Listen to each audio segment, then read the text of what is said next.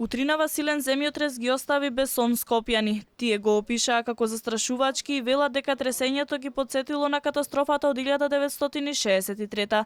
Сепак не стравуваат од повторување на уште еден таков. О, страшно. Па не беше многу силен, него долго траеше. Се исплашивте ли? Па малку. Мислите дека ќе се повтори катастрофата? Не верувам. Мора да бидеме оптимисти малку, не може да се плашиме.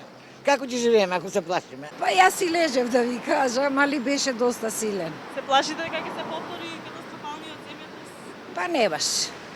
Не се плашам до толку, белки нема да се повтори. А што ќе правиш? Судбина не се бега. Никако, чекавме да помине. У кревет, ќе станеш, како можеш да реагираш? Сме тресно подреше, меѓутоа нели еднаш се случила таа катастрофа што се случила, се надам никош нема да се повтори. Може да има. Имајќи предвид Скопје како беше 60 која година, се може. Паѓа страх? Помалку. Јас сум скопјанин, го имам осетено нашиот земјотрес и имам искуство. А се плашите дека ќе се повтори катастрофалниот земјотрес? Не, немало никогаш тоа. Сеќа има мали, помали најмали.